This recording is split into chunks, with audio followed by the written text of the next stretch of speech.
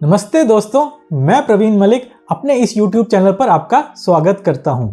आज के इस वीडियो में हम समझेंगे कि टेक्निकल एनालिसिस का प्रयोग कहां पे किया जा सकता है। हम ये भी समझेंगे कि टेक्निकल एनालिसिस सफल क्यों है। हमने अपने पिछले वीडियो में टेक्निकल एनालिसिस के 4 महत्वपूर्ण पॉइंट की चर्चा करी थी। हमने प्राइस के बारे में समझा था, एक्सपेक्टेड रिस्क के बारे में समझा था, एक्सपेक्टेड रिवॉर्ड के बारे में समझा था और एक्सपेक्टेड होल्डिंग पीरियड के बारे में समझा था। यानी कि हमने समझा था कि स्टॉक किस भाव में लेना चाहिए और किस भाव में बेचना चाहिए। हमने ये भी समझा था कि स्टॉक लेने में, ट्रेड बनाने में जोखिम कितना है। हमने ये भी समझा था कि हमको लाभ कितना मिल सकता है, हमारी अपेक्षा क्या है कि कितना लाभ हम कमा पाएंगे। हमने ये भी समझा था कि होल्डिंग पीरियड कितना है, ड्यूरेशन कितनी है या ट्रेड बनाने की अवधि कितनी रहेगी। मैंने उस वीडियो का लिंक ऊपर छोड़ दिया है, क्लिक करके आप मेरा पिछला वीडियो देख सकते हैं। चलिए जल्दी से ये समझ लेते हैं कि टेक्निकल एनालिसिस का प्रयोग हम कहां कहां कर सकते हैं, वो कहां कहां उपयोगी है। तो इसके लिए हम लैपटॉप की तरफ चलते हैं और देखते हैं ट्रेडिंग व्यू के कुछ चार्ट्स। तो यहाँ मैंने ट्रेडिंग व्यू पे लॉगिन कर लिया है। आप टेक्निकल एनालिसिस के माध्यम से किसी भी तरह का चार्ट का अध्ययन कर सकते हैं। आप इंडेक्स के चार्ट का भी अध्ययन कर सकते हैं, जैसे निफ्टी 50 का या बैंक निफ्टी का। आप एक क्रिप्टो करेंसी के चार्ट का भी अध्ययन कर सकते हैं, जैसे कि बिटकॉइन के चार्ट का अध्ययन। आप किसी कमोडिटी के चार्ट का भी अध्ययन कर सकते हैं, जैसे गोल्ड का, सिल्वर का, कॉपर का। आप किसी करेंसी के चार्ट का भी अध्ययन कर सकते हैं, जैसे कि डॉलर और भारतीय रुपए का। और आप स्टॉक्स का तो अध्ययन कर ही सकते हैं।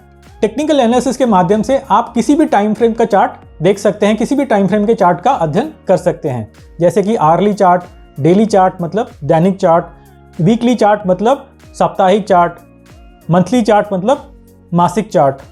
तो इनमें से कुछ चार्ट्स की चर्चा हमने अपने पिछले वीडियोस में करी थी। मैं एक वीडियो का लिंक यहाँ छोड़ देता हूँ, उसको क्लिक करके आप देख सकते हैं कि ट्रेडिंग व्यू का प्रयोग कैसे किया जा सकता है।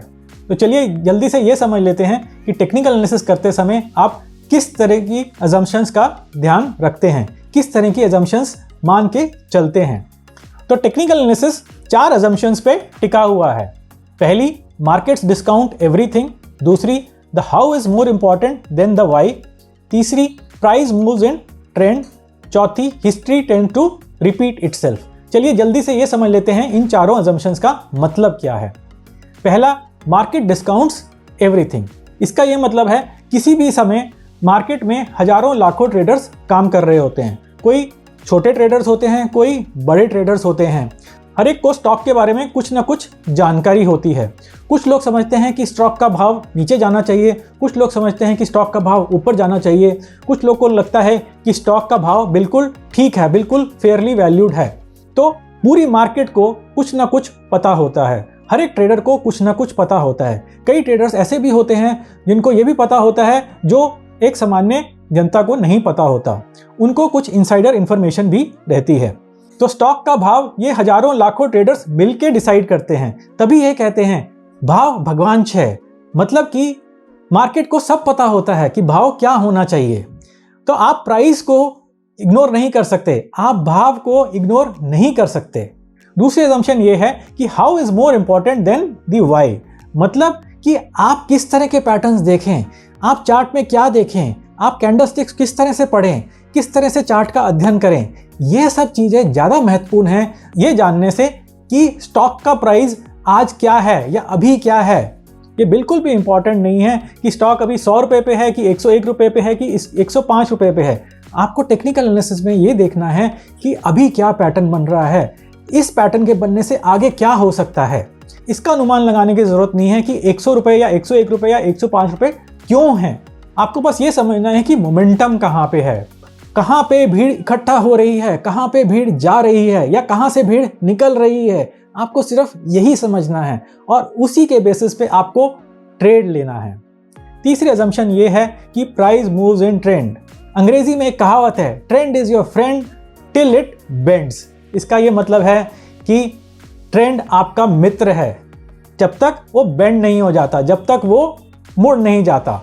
तो इसका मतलब ये है कि अगर भाव ऊपर जा रहा है, कि ट्रेंड ऊपर की तरफ का है, तो वो ऊपर ही चलता रहेगा, ऊपर ही जाता रहेगा जब तक वहाँ से वो मुड़ नहीं जाता, जब तक वहाँ पे एक बेंड नहीं आ जाता, जब तक वो नीचे की तरफ जाना शुरू नहीं कर देता। इसी तरह से अगर ट्रेंड नीचे की तरफ का है तो भाव नीचे चलता रहेगा चलता रहेगा चलता रहेगा, और वो तब तक चलता रहेगा जब तक एक बेंड नहीं आ जाता, मतलब कि स्टॉक ऊपर की तरफ चलना शुरू नहीं कर देता। तो इस बात का हमेशा ख्याल रखिए कि trend is your friend until it bends. चौथी अजम्पशन ये है कि हिस्ट्री रिपीट इटसेल्फ। ये हिस्ट्री रिपीट इटसेल्फ तो एक अंग्रेजी की बड़ी ही मामूली सी कहावत है जो हर जगह लागू होती है। इसका मतलब ये है कि अगर पहले कभी कोई पैटर्न बना था और दोबारा वैसा ही पैटर्न बन रहा है तो भाव उसी तरह से ऊपर या नीचे जाएगा जैसे पहले गया था।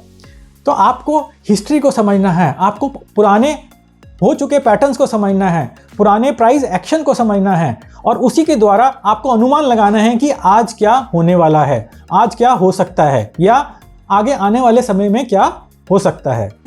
तो ये 4 अजम्पशंस बहुत ही महत्वपूर्ण हैं और इसी के बेसिस पे टेक्निकल एनालिसिस काम करता है। आपको हमेशा ये याद रखना है कि टेक्निकल एनालिसिस संभावनाओं के ऊपर काम करता है, कि संभावना है कि भाव ऊपर जाएगा, संभावना है कि भाव नीचे आएगा। इसका ये मतलब नहीं है कि ये होगा ही होगा। आपको ये देखना है कि आपकी सफल होने की प्रोबेबिलिटी आपके असफल होने से ज़्यादा रहनी चाहिए। यानी कि अगर आपकी प्रोबेबिलिटी सफल होने की 60% है और असफल होने की 40% है तो आप बहुत ही अच्छे टेक्निकल एनालिस्ट हैं, आप बहुत ही अच्छे ट्रेडर हैं। अगर मेरे टेक्निकल एनालिसिस के कोर्स के बारे में विस्तृत जानकारी लेना चाहते हैं तो उसका लिंक मैंने नीचे डिस्क्रिप्शन में छोड़ दिया है। उस लिंक को क्लिक करके आप मेरी वेबसाइट पे जा सकते हैं जहाँ पे आपको विस्तार पूर्वक उस कोर्स की जानकारी मिल जाएगी। तो चलिए इस वीडियो का अंत करते हैं। तो जुड़े रहिए मेरे साथ, जुड़े रहिए इस चैनल के साथ, और आगे आने वाले वीडियो में ऐसे ही ज्ञानवर्धक वीडियोस मैं लेके आऊँगा। नमस्ते और धन्यवाद।